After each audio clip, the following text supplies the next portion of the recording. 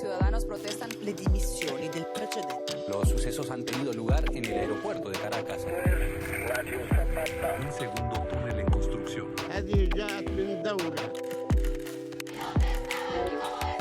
If you come illegally. La cuarta transformación de México. Résultat, ils font grimper le thermomètre mondial.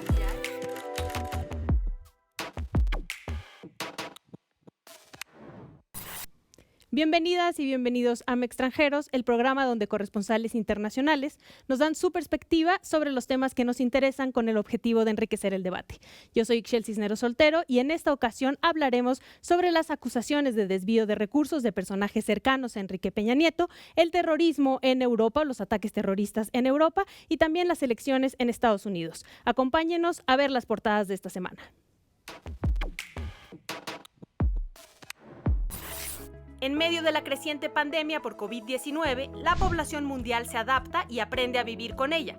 Con la esperanza de encontrar la cura en una futura vacuna, el mundo y sus conflictos no se detienen.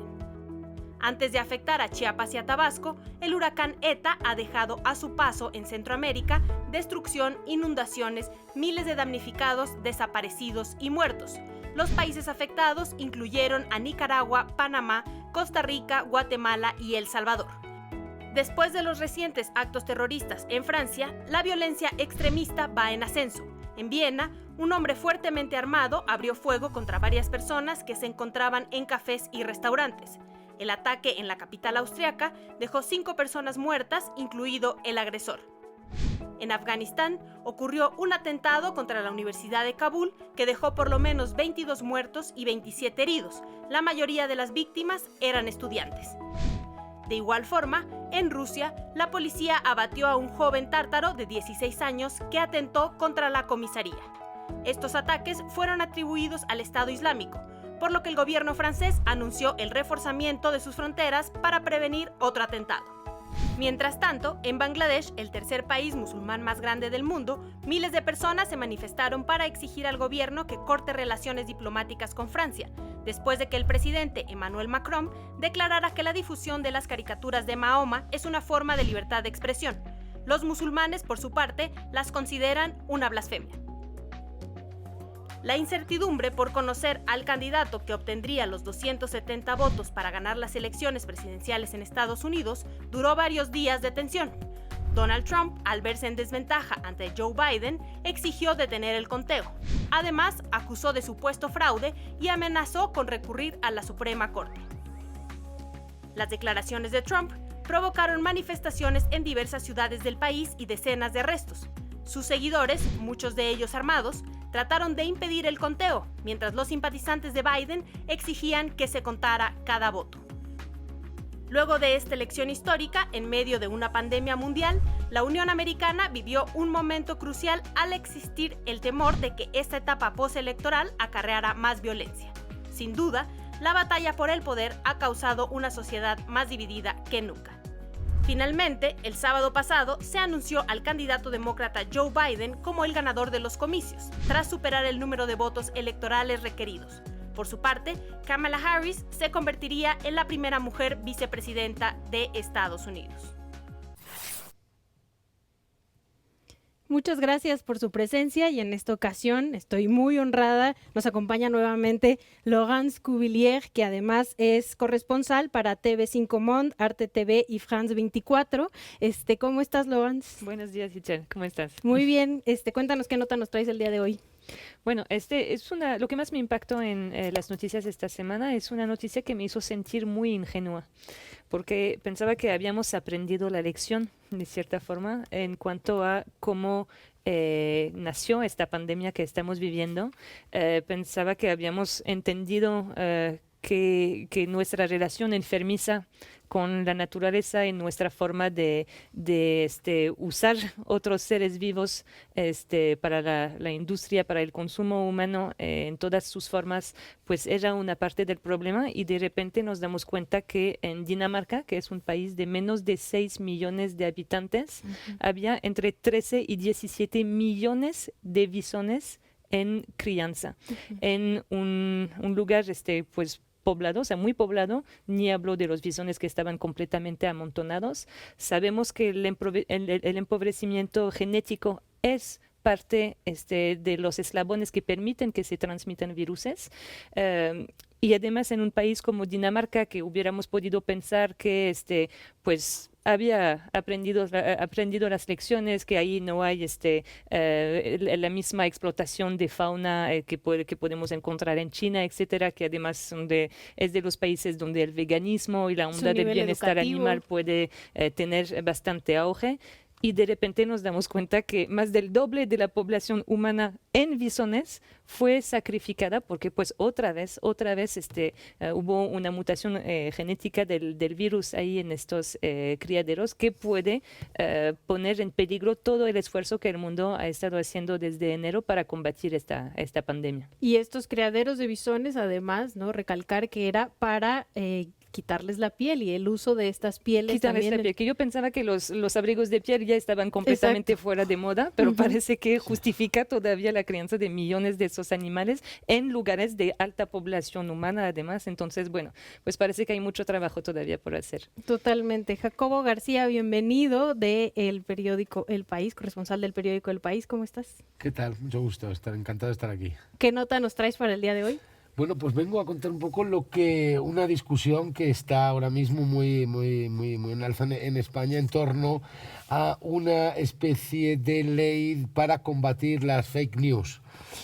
Hay una tendencia a querer de alguna forma poner un alto a todas estas noticias y que supuestamente son falsas, y para ello se ha creado un comité de expertos que analizará las noticias, perseguirá y podrá declarar o podrá condenar a los creadores de fake news. La polémica está en que este propio comité lo integran gente, teóricamente deberían ser expertos, pero finalmente son gente con vínculos o cercanos al propio gobierno, con lo cual entra en confrontación con lo que debería ser una interpretación libre de las informaciones, pasa ahora a estar filtrada por un comité que lo que hace es colocar la noticia pasarlo por el filtro político del gobierno de turno, y hay una polémica importante, bueno, pues porque todos los partidos de la oposición se han rebelado contra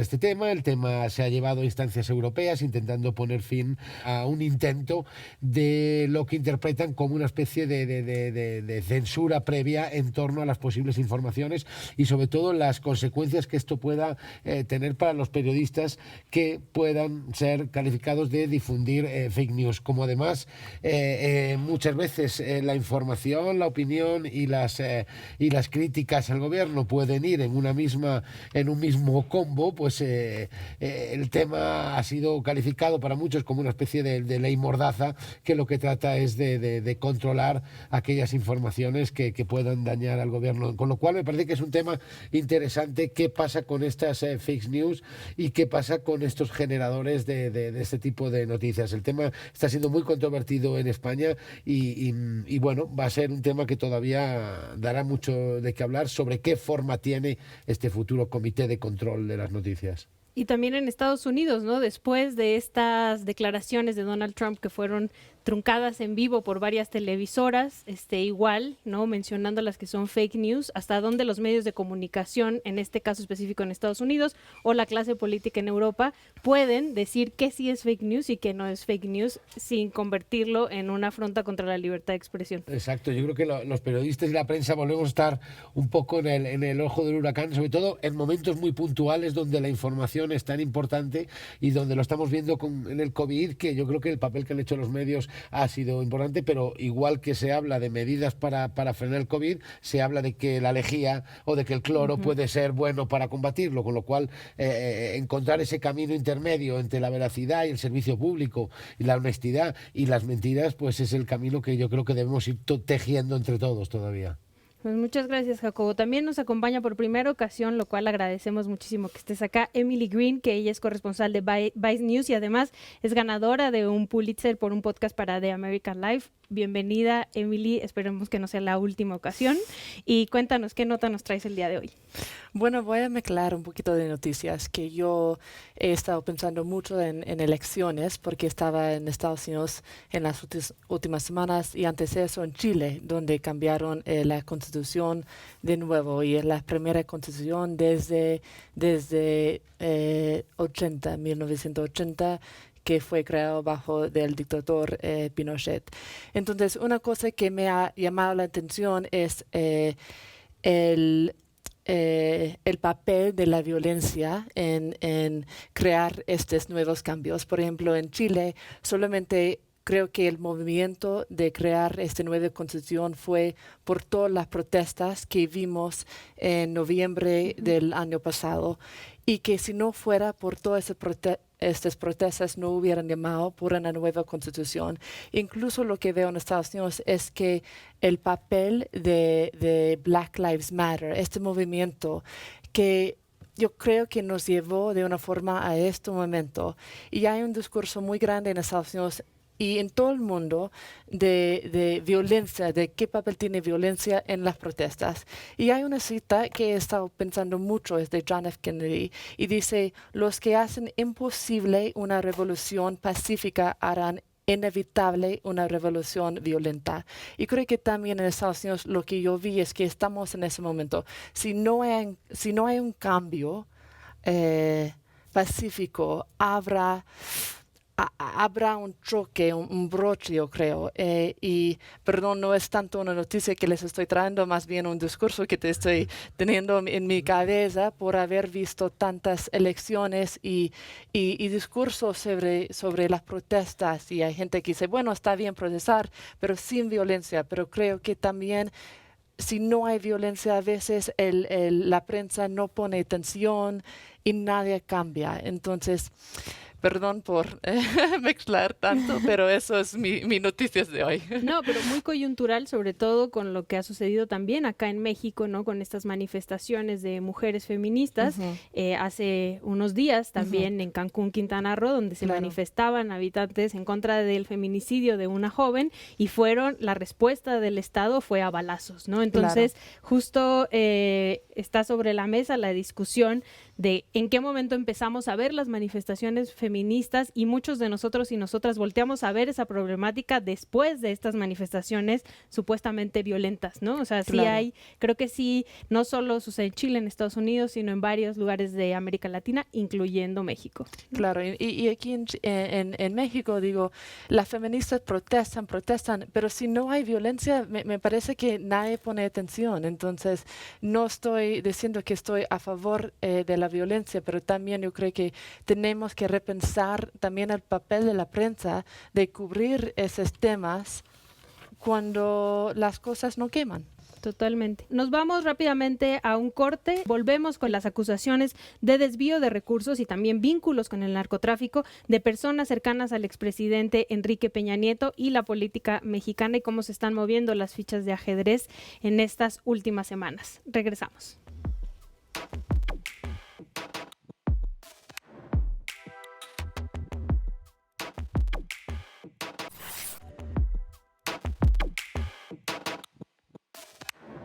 Poco a poco se va cerrando el círculo alrededor del expresidente Peña Nieto, ante las acusaciones por desvíos de recursos y nexos con el narcotráfico que implican a colaboradores cercanos. Se presume que el mandatario no solo estaba enterado de dichos delitos, sino que incluso pudo ser partícipe. Mientras Salvador Cienfuegos es imputado en Estados Unidos por lavado de dinero y narcotráfico, Rosario Robles enfrenta un proceso por la llamada estafa maestra y la supuesta omisión en el desvío de 5,000 millones de pesos, a lo que se le suman acusaciones por operaciones con recursos de procedencia ilícita y delincuencia organizada. Por otro lado, Javier Duarte, quien está preso en el Reclusorio Norte, afirmó que está dispuesto a declarar ante la Fiscalía General de la República todo lo que sabe del caso Odebrecht y Enrique Peña Nieto.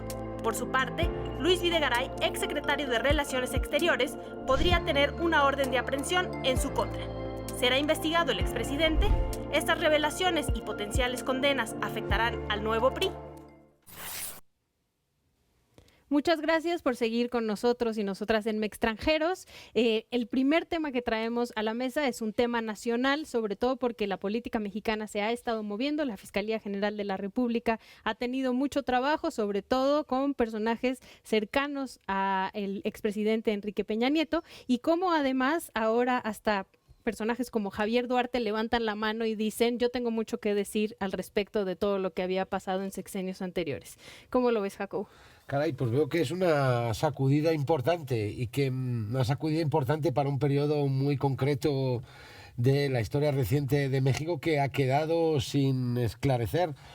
Y pienso incluso que si en algún momento el propio López Obrador se planteó dejar fuera o llegar a algún tipo de acuerdo para hacer una transición relativamente pacífica en la que Peña Nieto quedara al margen, si esto hubiera sucedido, todo eso se empieza a desmoronar por el propio efecto de la justicia que supera incluso cualquier posible pacto, vamos a llamarlo así, para dejar a Peña Nieto al margen. Cuando ves que todo su círculo de colaboradores empieza a ser nombrado, a ser perseguido y a abrirse causas contra ellos, y que todo ese castillo que de alguna forma protegía a Peña Nieto se empieza a desmoronar, pues creo que todo ese retiro plácido en el que había pensado alguna vez Peña Nieto en Madrid, haciendo su nueva vida, pues creo que hoy es un hombre que debe estar intranquilo, que debe estar asustado y que debe estar empezando a preparar su defensa legal,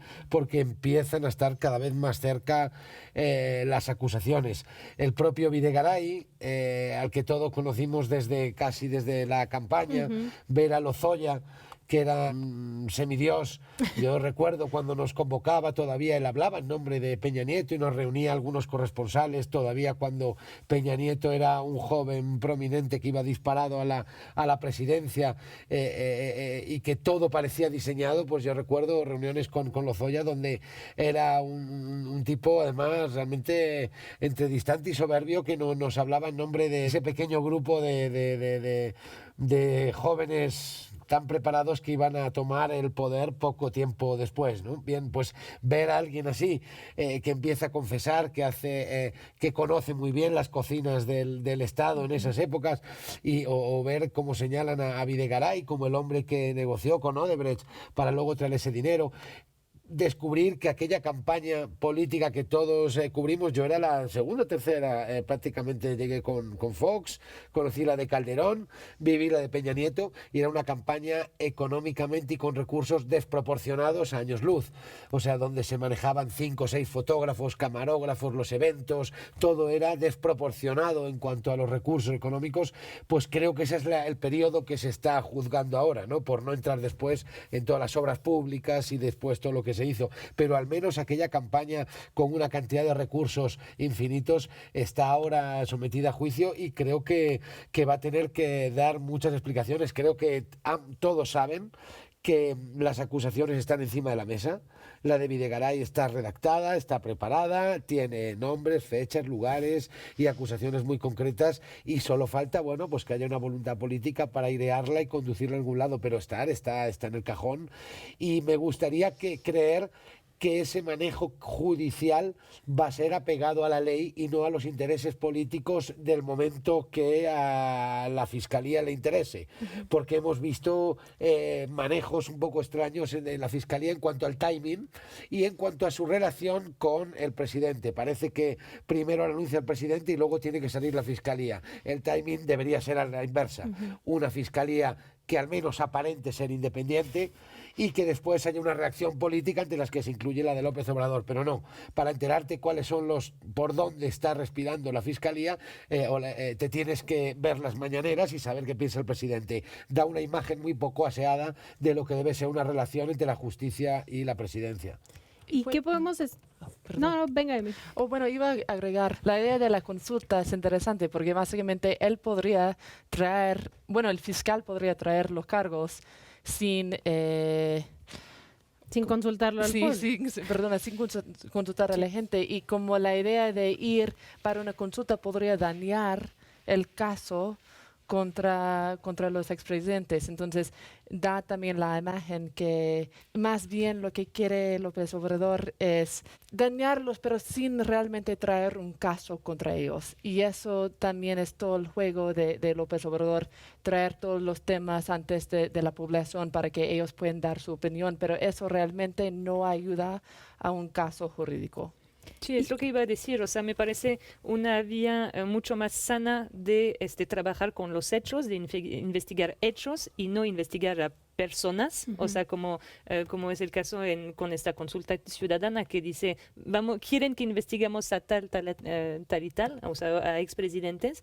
Me parece mucho más sano que se vaya a través de investigaciones cerrando la red o no alrededor de Peña Nieto. Esto la justicia lo decidirá. Dirá. Ajá. Exacto, porque la vía de la consulta ciudadana es un poco como Trump afirmando que ganó o que hubo fraude sin tener el sustento y luego empezar a ver si hay sustento o no. O sea, me parece un poco hacer las cosas al revés. Ahora, en cuanto a estas investigaciones, hay que notar que en cuanto a la institución castrense, sí hubo la necesidad de una patada de parte de Estados Unidos, porque parece que no se estaban realmente poniendo la mano en la obra aquí en México para investigar qué había pasado en los sexenios anteriores o lo que a lo mejor sigue pasando. Hay que recordar que en su audiencia en Nueva York en el 2018, Joaquín El Chapo Guzmán nombró no solamente a Cienfuegos en su audición, pero también a 5 generales más. Y entonces creo que hay la necesidad de una cooperación entre Estados Unidos y México para que realmente pueda haber también investigaciones muy, muy serias en la institución castrense, que es una institución que parece que AMLO no quiere tocar o no quiere impugnar de forma muy frontal, ¿no? Que además la secretaría de Sedena siempre ha sido una secretaría muy estable, o sea, son secretarios que duraban un sexenio completo, o sea, la presidencia no se metía con ellos. Entonces, está bien que hubo esta patada de Estados Unidos para también entrar a este tema, me parece.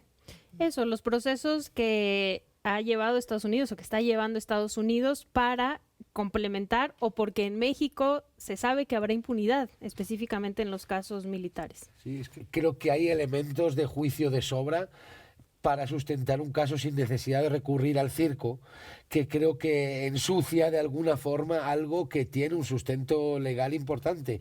El tema de las Fuerzas Armadas es claro y coincide también con lo que decía Emily, en el sentido de que no hay necesidad de convertir esto en hacer una consulta o en siquiera reducirlo al tema político. Realmente, si hay una voluntad real de limpieza, creo que las Fuerzas Armadas también tienen que ser examinadas con la misma rigurosidad. Se han ido avanzando en algunos campos para que los fueros militares dejen de ser ese manto de impunidad que nos rodeaba, y creo que es un buen momento también para que una de las instituciones más oscuras y menos fiscalizadas por la sociedad pueda ser también expuesta y mandar un mensaje también claro.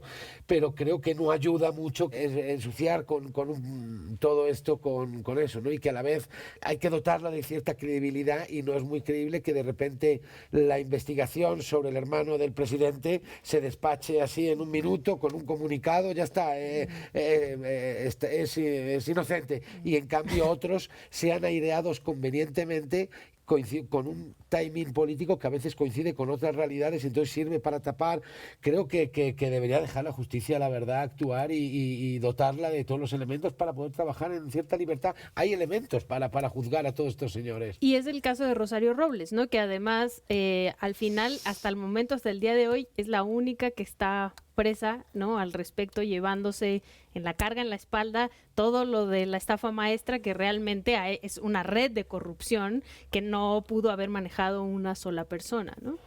Sí, el caso de Rosario Robles, sí siento, o sí tengo la constancia de que es una de las personas más odiadas por todo lo que eran sus antiguos compañeros, lo que hoy son la 4T, antes eran compañeros del PRD y luego ya se hizo priista y se convirtió en una de las personas más odiadas de todo. Entonces, ver ese panorama y ver que es la única persona, como dices tú, que está encarcelada, pues al menos te hace un poco preguntar, caray, de toda esta red de corrupción tan amplia, esta es la única persona culpable.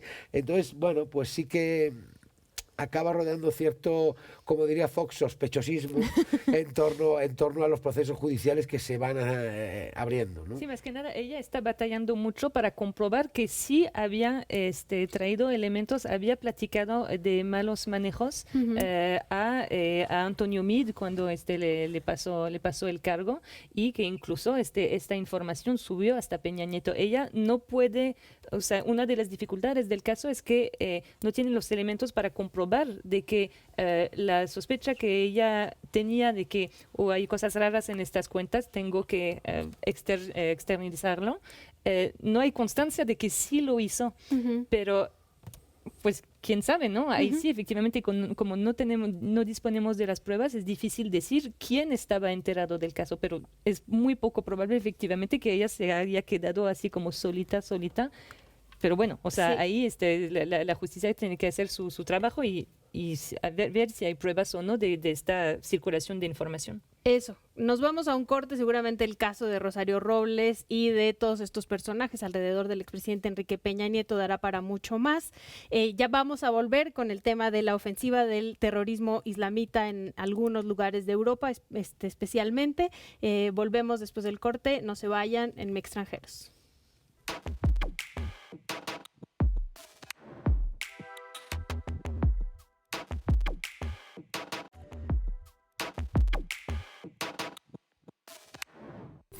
En menos de 2 meses se han ejecutado 4 atentados terroristas en Europa. El 25 de septiembre, en París, un joven pakistaní acuchilló a 2 periodistas que estaban en la calle donde se ubicaban las antiguas oficinas del semanario satírico Charlie Hebdo, en pleno juicio por los atentados de 2015.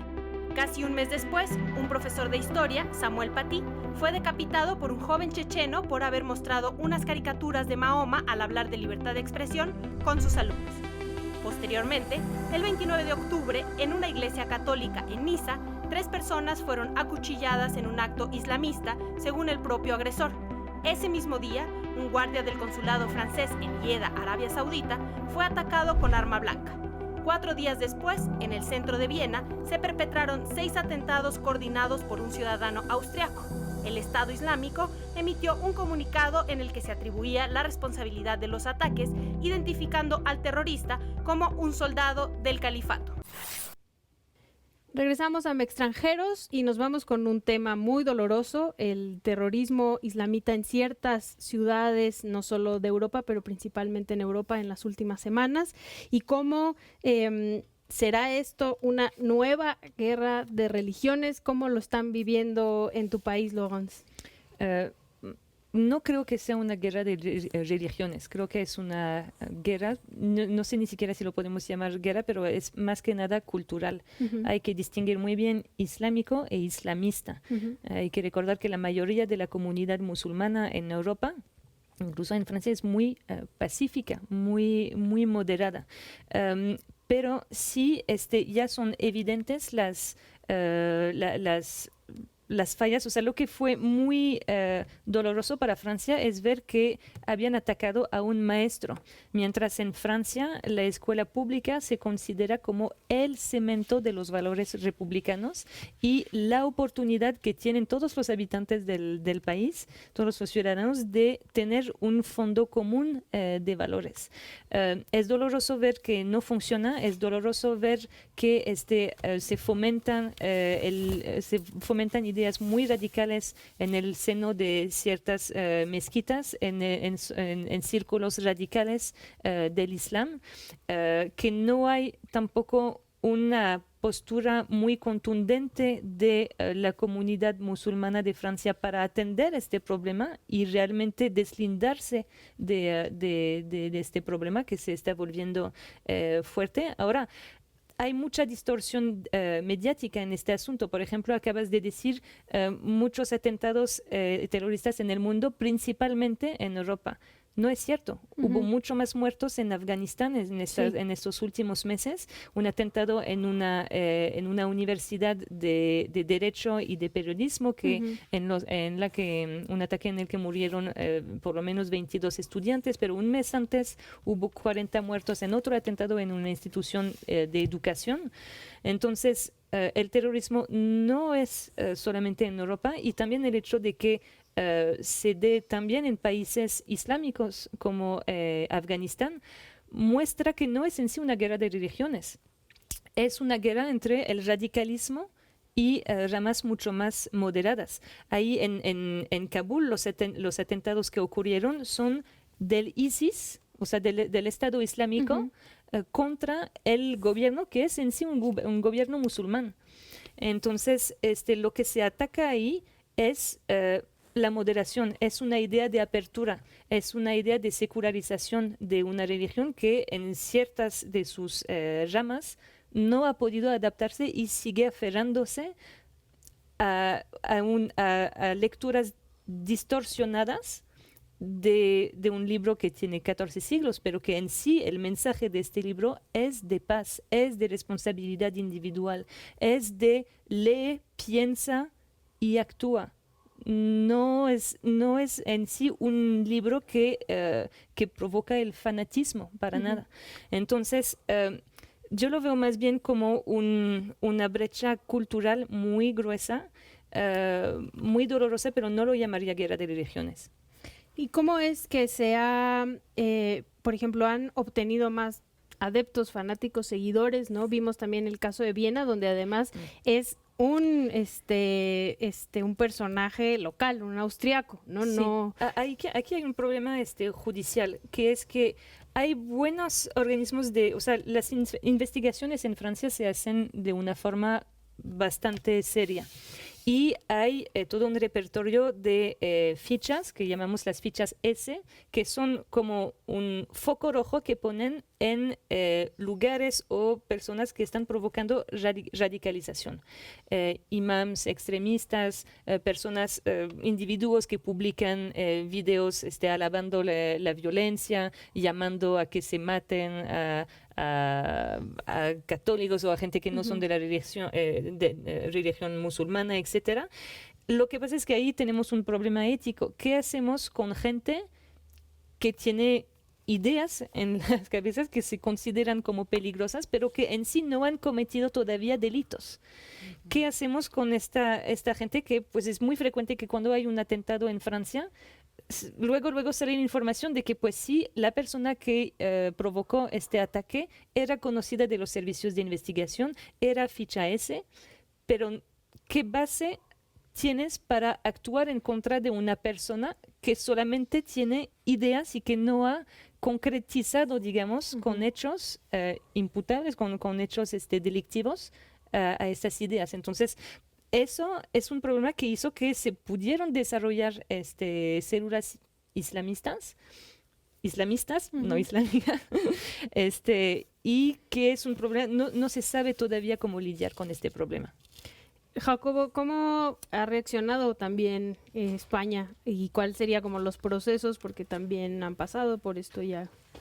Bueno, en España creo que todavía no es tan grave, pero sí pienso que a nivel europeo es probablemente uno de los problemas más graves que hay. Los grupos más radicales del islamismo están incrustados en los barrios populares, en el centro de las ciudades y en la vida más normal y más corriente de Europa. O sea, después de Francia fue Austria y si no es Alemania, en Inglaterra. O sea, esto se reproduce en muchos países y es un problema que cuenta además con una Europa que se ha tenido que ir adaptando a una nueva realidad porque no tenía ni los servicios secretos preparados, ni los servicios policiales, ni está acostumbrado a perseguir a alguien por lo que piensa.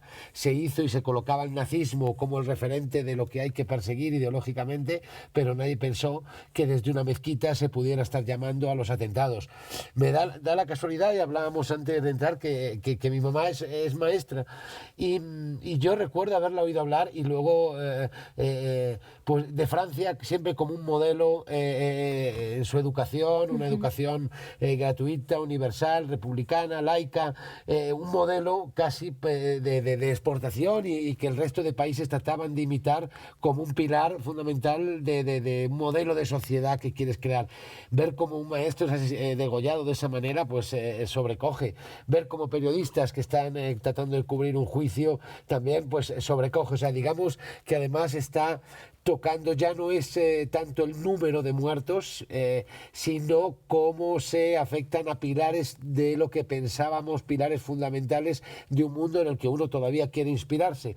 Todavía algunos de los valores más radicales del islamismo pues siguen anclados a un pensamiento medieval, que en el mundo occidental el catolicismo ha ido distanciándose, y hoy la Biblia o las iglesias o los sacerdotes son casi voces en el desierto que intentan dar teorías sobre comportamiento, y hay grupos que pueden unirse a esa forma de pensar, pero en general no manejan, o no creo que todavía son elementos rectores. Ha costado mucho ir alejándose de esos estados donde Dios es el elemento rector.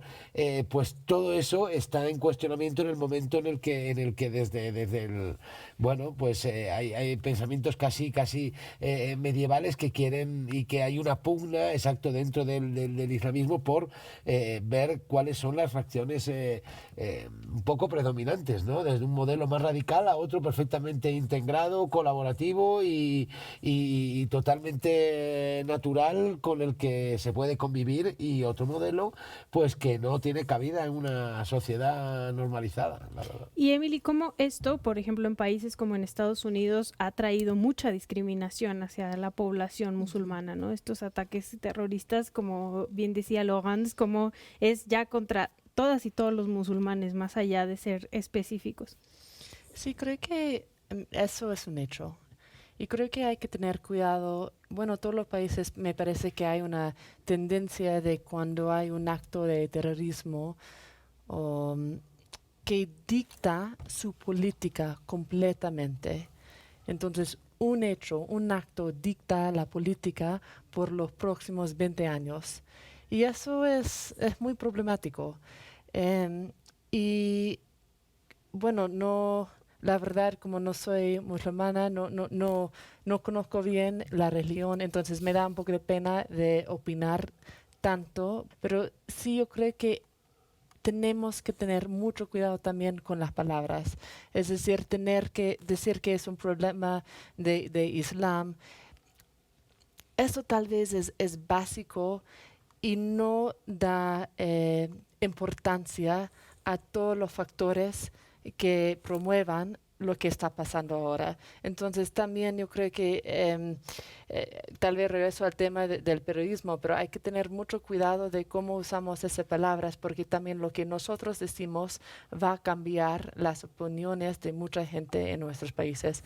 Y claro que en Estados Unidos hay muchísima discriminación contra la gente que practica Islam.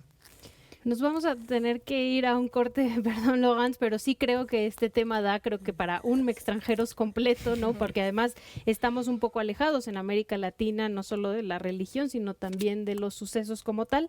Nos vamos a un corte y volvemos ya con las elecciones de Estados Unidos, donde Emily seguramente llevará mano en esta discusión. Volvemos.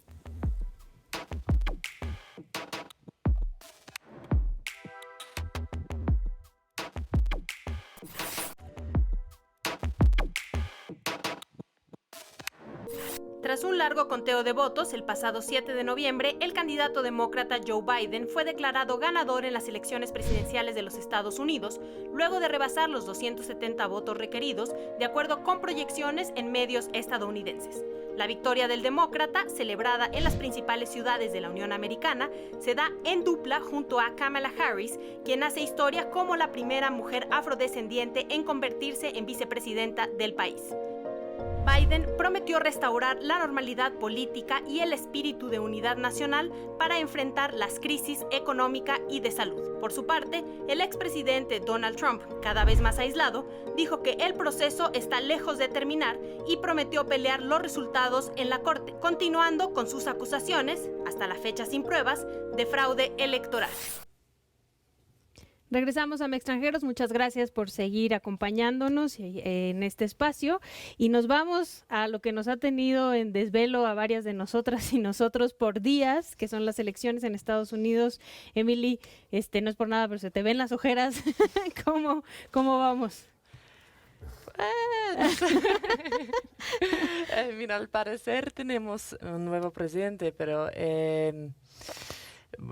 hay que esperar a ver qué hace Trump. Y parece que hasta ahora no quiere salir de la oficina y va a pelear hasta que pueda. Tengo la impresión que sí va a salir de la oficina, pero que lo va a hacer de una manera bastante fea. Es decir, que va a intentar ganar a través de las cortes. No va a pasar, pero le va a dar el excuso de que sí realmente había fraude y va a salir de la oficina gritando que había fraude y realmente él es el presidente. Entonces, será un drama por meses. Y también el balance de poder en el Congreso ya no está decidido. Yo soy de Georgia y habrá elecciones el 5 de enero en Georgia para 2 senadores. Y esas elecciones van a decidir quién tiene poder en el Congreso. Y eso va a implicar mucho. Es decir, si los demócratas tienen poder en el Congreso, eso va a ayudar mucho a Biden. Pero si los republicanos siguen en poder, Biden no va a tener, va a tener un pared muy fuerte para hacer lo que quiera. ¿Y creen que Trump trate de hacer estos meses muy complicados, incluso para países como México en cuestiones migratorias, lo cual justificaría que el presidente López Obrador no haya salido a decir desde el principio felicidades Joe Biden? No creo. Yo creo que Trump está completamente enfocado en Estados Unidos. No le importa nada a México ahora. Lo que le importa es ganar la presidencia, que no va a pasar. Pero tal vez, claro, que podría ser equivocada, pero no creo que él va a enfocar tanto en México, ni en Europa, ni en Inglaterra, porque todo su énfasis ahora va a ser en las cortes. Una cosa que quería preguntar, pero entiendo que la pelea legal forma parte del juego, o sea, es tan legítima como cualquier otra, ¿no? Entiendo que tampoco se le puede reprochar a alguien que utilice los últimos recursos. Y luego me ha llamado la atención el desastre que es el voto por correo. O sea, en cualquier otro país estaríamos llevándonos las manos a la cabeza, los recolectores de votos, el hecho de que no haya credenciales, no lo sé. O sea, creo que luego cómo está todo dividido en condados, de forma que no hay una autoridad electoral, creo que, caray, me quedo un poco alucinado porque da mucho pie a las malas interpretaciones. Vamos, en Venezuela esto sería un escándalo, o sea, sería imposible pensar que el voto por correo va a decidir las elecciones. Pero no entiendo, ¿por qué crees que ha fallado tanto el voto de correo? Bueno, pues por lo que tenía entendido, y tú lo sabes mejor que yo, o sea, había una especie de recolectores de votos, donde no son personas ni oficiales, ni nadie asignado, sino son personas de los partidos que recogen votos en el que puede ser tuyo o mío, porque como no hay una credencial para poder asegurar que este voto es el mío, vamos, que hay muchos huecos para falsificar, o sea, es muy falsificable. ¿Sabes? No sé si estoy bien o no. Es interesante escuchar eso, porque desde mi punto de vista en Estados Unidos el voto de correo es muy seguro. Y claro que había este problema de que los partidos estaban poniendo cajas donde ellos recolectaron los votos. Pero a mí me parece muy seguro el voto de correo y que eso ha sido un éxito. Lo que no ha sido un éxito es el hecho que Trump está dando una sombra está como delegitimizing. Él está diciendo que hay fraude con el voto de correo. Entiendo lo que dices, pero en general el voto de correo es muy, muy, muy seguro en Estados Unidos. Y también el hecho que estamos esperando tanto tiempo para saber qué dice el voto de correos. Por ejemplo, en Pennsylvania querían empezar colectar todos los votos de correo y empezar a leerlos antes de la elección. Y no por las cortes y por Trump no fue posible. Tenían que esperar hasta el día de la elección. Por eso también ha tardado tanto en saber lo que ha dicho los votos de correo. Pero a mí me parece que en general es muy seguro una manera de votar. ¿Nos podrías explicar cómo es, no? O sea, porque para nosotros es como, o sea, ¿cómo votas por correo?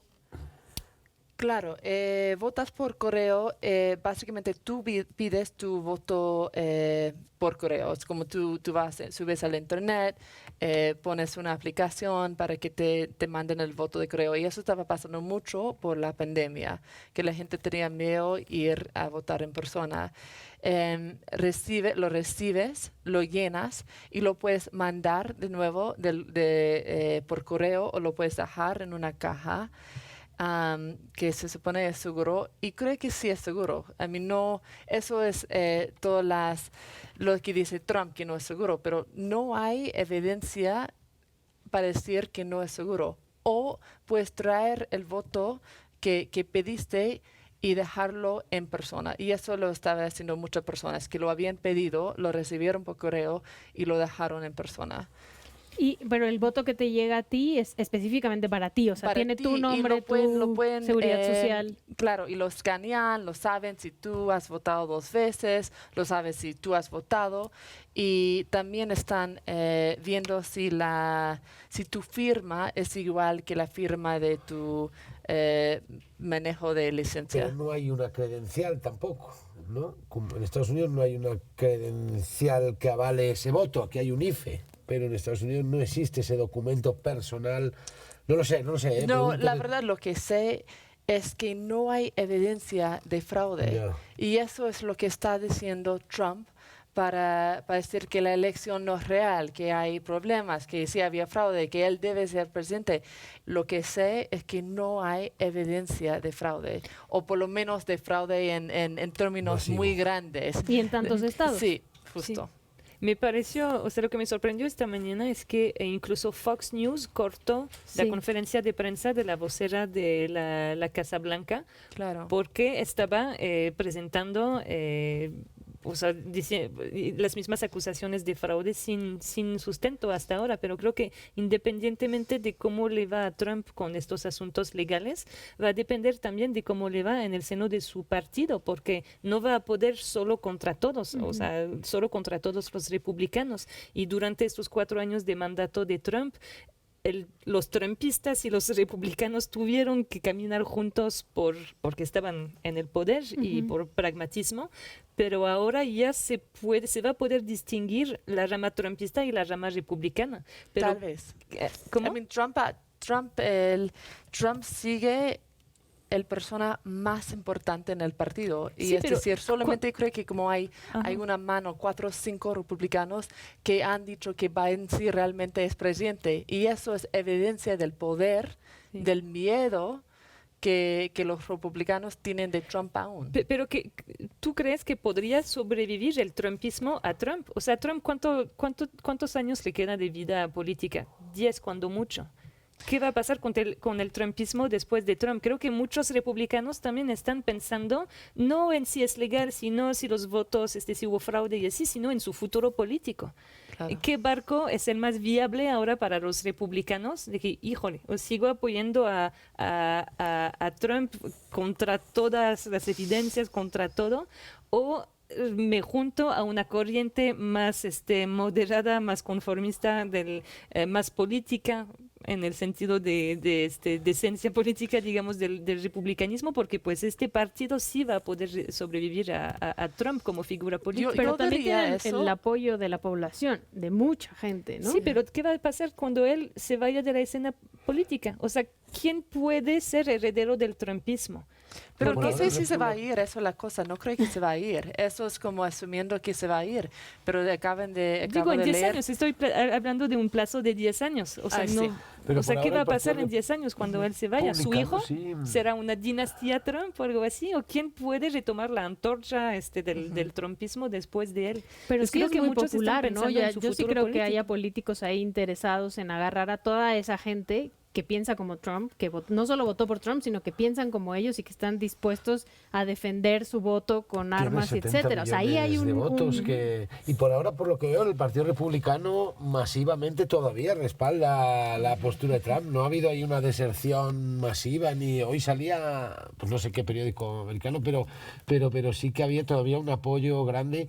Y yo sí me apostaría, fíjate, a que el día que es el 20 de enero, ¿no? Cuando se debe hacer el cambio de poder, a que no, quizás no esté en la Casa Blanca, pero que haga, no me extrañaría que no estuviera en el cambio de poder y que quisiera mantener abierta esa fractura como parte de su campaña permanente, porque estos señores lo que se dedican, todos estos populistas masivos, y ahí cada uno pongamos los nombres que queremos, yo creo que se dedican a hacer campañas permanentes, no duran el tiempo que tenemos en la cabeza, sino que su campaña del neotrampismo, con el nombre que sea, empezará el 20 de enero cuando no esté presente, para darle a Biden el cambio, el relevo. Es que Trump va a seguir presidente abrir- de las redes sociales, de Sí. cierta forma. Bueno, él ha detonado una ola que no va a parar. Eso. I mean, él empezó algo que no se puede decir ya, no eres presidente y va. No, la ola sigue y va a seguir por mucho tiempo. Sí, pero me llamó la atención viendo estos días las transmisiones. Cada vez que oía hablar a alguien, pero a nivel calle, hablaban y tomaban los micrófonos para hablar con la gente a nivel calle.